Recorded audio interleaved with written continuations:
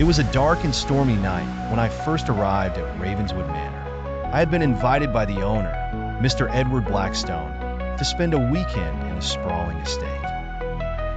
As a paranormal investigator, I had heard rumors of strange occurrences and unexplained events at Ravenswood, and I was eager to explore the mansion and uncover its secrets. As I stepped out of my car and onto the winding driveway, a chill ran down my spine. The trees surrounding the manor seemed to lean in, as if they were trying to listen to my every thought. I shivered and pulled my coat tighter around me, despite the warmth of the summer evening. The front door creaked open, and a butler with a stern expression greeted me. "Welcome, Mr. Jenkins," he said, his voice as cold as the stone walls of the manor. "Mr. Blackstone awaits you in the study." I followed the butler through the labyrinthine corridors, passing by cobweb-covered portraits and dusty tapestries. The study was a dimly lit room with walls lined with ancient tomes and strange artifacts. Mr. Blackstone, a tall, thin man with sunken eyes, greeted me warmly and offered me a seat by the fireplace. As we sipped our tea and chatted, I noticed that the fire seemed to be burning with an otherworldly intensity. As the night wore on, I began to feel a creeping sense of dread.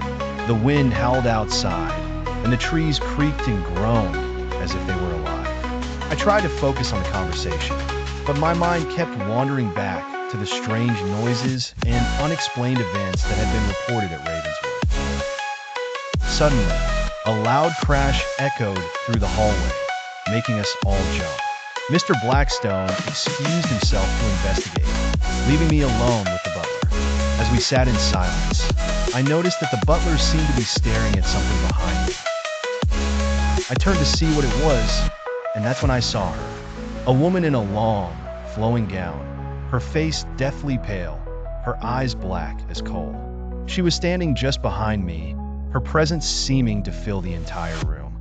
I spun around, but she was gone. The butler was still staring at the spot where she had been, his expression unreadable. "What was that?" I asked him, trying to keep my voice steady. The butler turned to me, his eyes glinting in the firelight. "That, Mr. Jenkins, was the ghost of Mrs. Blackstone." I felt a chill run down my spine as I realized that I had just seen a ghost. But as I turned to leave, I noticed something strange. The butler was no longer staring at the spot where Mrs. Blackstone had been. He was staring at me, his eyes filled with a malevolent intensity. And that's when I knew that I was in grave danger. The haunting of Ravenswood Manor was not just a simple ghost story. It was something much darker, much more sinister. As I tried to make my way back to my room, I realized that I was lost in the labyrinthine corridors of Ravenswood.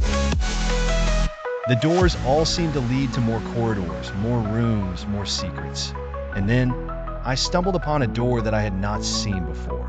It was hidden behind a tapestry, and it looked like it had not been opened in years.